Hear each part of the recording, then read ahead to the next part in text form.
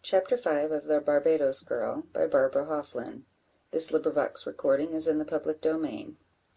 From this time Matilda felt as if her heart was lightened of a heavy load, and she looked up to Mr. and Mrs. Harewood as friends, whom it was her duty to obey, and her privilege to love; and to the children as brothers, whose pleasures were as dear to her as her own, and the warmth and openness of her temper naturally led her to display more than usual friendship, wherever she professed it at all.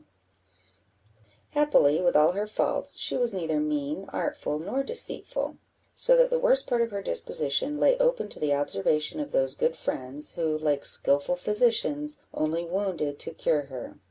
The errors of Matilda were those which never fail to attach to extreme indulgence: pride, impetuosity, haughtiness, insolence, and idleness. Accustomed to consider all around her as born for her use and amusement, she commanded where she should have entreated, and resisted where she ought to have obeyed. But when she found that her wealth, power, and consequence were unknown, or utterly disregarded, and that she could only be esteemed for her good qualities, even her self-love tended to cure her of her idleness; and instead of drawling out, "Zebby, bring me this," "You fool, fetch me the other," she administered to her own wants, and obtained her wishes at so much less expense than she had once thought possible, that even her own convenience taught her the wisdom of waiting upon herself. She imputed the change, which could not fail to be remarked, to the climate; and unquestionably it is more easy and pleasant to be active in a cold country than a hot one. But her friends were well aware that the change in her mind was greater than that of her country, and they forwarded this happy effect, by rendering the studies in which she engaged as delightful to her as possible, in order that by prosecuting them she might become less liable to rest her happiness on the vain pomp, useless show, and tyrannical power, which were wont to delight her. As, however, all bad habits are slowly eradicated, and it by no means follows that even the error we have lamented and acknowledged should be so torn from the heart that no traces remain, so it would happen, from time to time, that Matilda would fly into violent passions with the servants around her, as with her young companions; and even when these were suppressed, she was apt to give herself airs of importance, and descant on the privileges she enjoyed in her own country, where she was fanned when she was hot by slaves upon their knees, and borne about in a stately palanquin, where the most exquisite fruits were continually presented to court her palate, and the most costly dresses that money could procure, purchased to please her; where every slave trembled at her anger or rejoiced in her smile, and where she would one day return to reign as absolute as an empress. "Well," said Ellen, one night, as this conversation took place in the playroom, "I must own I should like to live at Barbadoes for one thing. I should like to set all the slaves at liberty, and dress their little children, and make all happy. As to all the other good things and grand things, I really think we have quite sufficient of them at home; for I suppose there are no more books nor charities in your country than ours, Matilda; and surely there can be no greater pleasure in this world than reading the Parent's Assistant, and giving clothes and food to poor children, when they are really hungry and starving." "Certainly not," cried Charles. "Depend upon it, Ellen, England is the finest land in the world; and though I should like to see oranges and pineapples grow, I confess, and the poor slaves at their merry meeting, all dancing away, with their woolly heads and white teeth, as happy as princes, yet, depend upon it, there is nothing else half so beautiful as with us. England is unquestionably the most beautiful, excellent, rich, delightful country upon the globe." As Charles spoke, he fixed his eyes upon Edmund; for although the ardour of his spirits rendered him a great dealer in positive assertions, he was yet so conscious of his inferiority in knowledge to his eldest brother, that he seldom felt satisfied with them, unless they were stamped by his brother's approbation. Edmund, in answer to his appealing eyes, said "I am as well convinced as you can be, Charles, that England combines more advantages than any other country, and that we either have in ourselves, or obtain from other countries, whatever is most worthy of possession; and the two good things which Ellen considers the greatest pleasures of existence are undoubtedly to be had here in perfection. But I must own I should like to see Barbadoes prodigiously, for a property which none of you have yet mentioned." "What, have not I mentioned it?" said Matilda. No, Matilda, you have been so much taken up with fine verandas, grand dinners, kneeling slaves, luxurious palanquins, orange groves, and delicious sweetmeats, that you have never once boasted of your pure air, and the glories of your evening sky, where all the planets shine with such a glowing lustre, that Mr. Edwards tells us, Venus is there a kind of moon in the light she sheds upon the earth, and those stars which are scarcely to be discerned here, are beheld in that enchanting air, as bright as the stars of Orion with us. Well, cried Charles, that must all be because Barbadoes and the other West India islands are so much nearer the sun, and I cannot say I have any desire to be in such a hot neighbourhood. No, Charles, that is not the reason; for although it is the fact, yet you cannot suppose that their difference can be perceptible, in that respect, to those heavenly bodies which appear to resemble only diamond sparks from their immense distance. The brilliancy of which I speak arises from the greater purity of the air. We frequently see objects here through a kind of veil, which, though too thin to be perceptible, has yet its effect upon all objects.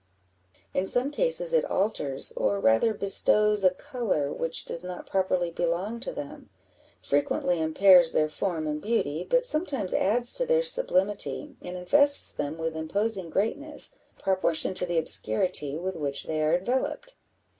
I don't understand all that Edmund says, observed Ellen, but I should be glad to know whether something is not the matter with the sun when it looks copper colour, like the lid of a stewpan; because in summer time, I remember, when we were out in the fields, it used to be bright golden yellow, so glorious and full of shine, as it were, that looking at it, even for a moment, made my eyes ache, and thousands of black and green spots to come into them. My dear Ellen, though you did not understand all the words I use, it is yet plain you did comprehend the sense, as you have brought forward an example of this effect of the atmosphere, which we all witness every day. The fogs and exhalations through which we view the sun are the cause of that dingy appearance you remark; and even in the summer time, as the sun descends, you may perceive he becomes more and more red and dark as he approaches the horizon.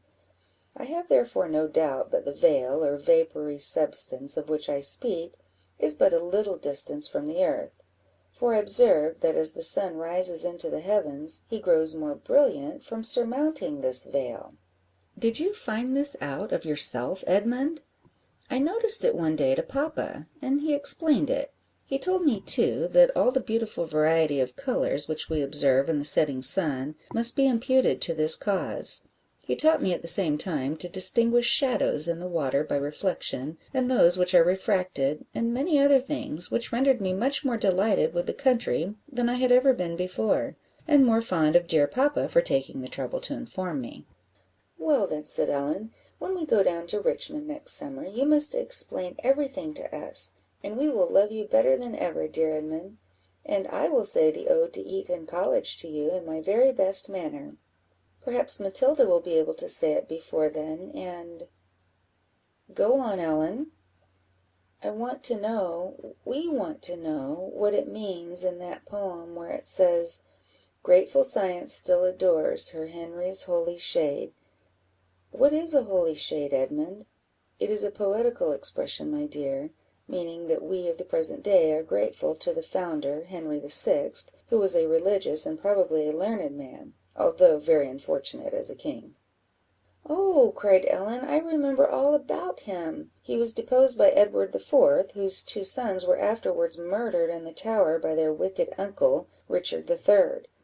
I remember that, said Matilda, timidly, yet with that kind of pleasure which indicated a sense of approaching her superior in knowledge, and being sensible that this was the only kind of superiority worth possessing.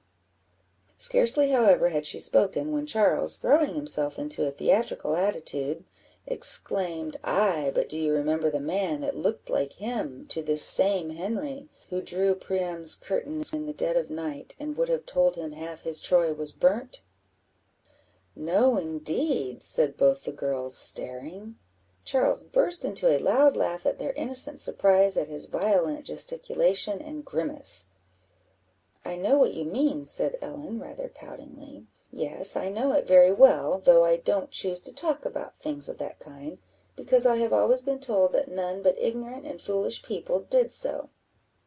"But I entreat you," said Charles, "to tell me what you think I mean, for I am sure you surprise me now as much as I did you."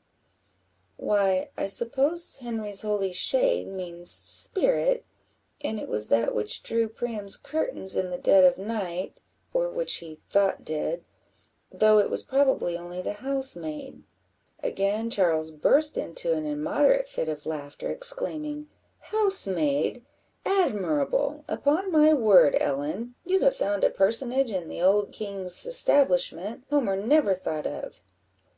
"I never read Homer," said Ellen, simply. "No, child, you need not tell us that," continued Charles, most provokingly continuing to laugh, until poor Ellen was completely disconcerted, and looked in the face of Edmund with such an appealing air, that he assumed a look of much more serious remonstrance than was usual, as he thus addressed his brother. "You may laugh as long as you please, sir, but your whole conduct in this affair has shown so much less knowledge, as well as good sense, than Ellen herself has displayed, that really I should not wonder if a moment's recollection made you cry as heartily as you now laugh." "Indeed!" said Charles, suddenly stopping. "Yes, indeed! In the first place, there can be surely no doubt but you and I have read a great deal more than the girls, and could at any time puzzle and distress them by various quotations; but when they make inquiries to increase their own stock of knowledge, it is our duty, and ought to be our pleasure, to give them information, not confusion, which you evidently intended to do. Besides, it is rude, almost inhuman, to oppress any person, even by the possession of that which is in itself praiseworthy; and as the end of all conversation is, or ought to be, improvement, a person who in any manner checks the spirit of inquiry and free discussion, hinders that end. We all know that English history is all that Ellen has dipped into, and in the little she presumed to utter on the subject, she was perfectly correct; whereas you, in your exhibition of more reading, made a palpable error, since Homer names maids repeatedly as belonging to the palace, and we cannot doubt their being employed as our housemaids are, since their offices are often particularized." "A mighty piece of work, truly," said Charles, "for just quoting 2 lines of Shakespeare." "No, no, Charles, 'tis not for the quotation, but the manner; and you cannot but see yourself how erroneous an idea was taken up in consequence. How often does papa say people can never be too plain and simple, too downright and unequivocal, in their explanations to children; otherwise they plant words rather than ideas in their minds, and create a confusion which it may take many a year of afterthought to unravel." "I was very foolish," said Charles, looking at Ellen with the air of one that wondered how it had been possible to give pain to that little gentle heart, which sought only to bestow pleasure on all around it. He was about to speak, but before he had time, his fond sister had read his heart, and throwing her arms around his neck, she exclaimed, "I know you meant nothing, dear Charles; no, I know you didn't, only you are so fond of being funny." The eyes of Charles did indeed now twinkle with a tear, and Matilda, who was quick to discern, and acute in all her feelings, was much affected.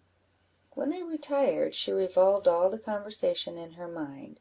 She saw clearly that virtue and knowledge were the only passports to happiness, and the remembrance of her mother's desire to teach her various things, which she had either shunned from idleness, or rejected with insolence and ill humour, rose to her mind; and the unhappy indulgence of her father appeared to her in far different colours to what she had ever beheld it. She became frequently disturbed, and full of painful reflection; yet she evidently took much pains in attaining knowledge of the task assigned her, and in conquering those risings of temper which were become inherent in her mind. Notwithstanding her frequent fits of abstraction, in which it was evident some great grief was uppermost in her mind, yet, as her nature led her to be communicative, and she was never subject to be sullen, the family did not press her to reveal her trouble, thinking that at the proper time she would repose confidence in them; and accordingly, as she sat one day alone with Mrs. Harewood, the following conversation took place between them.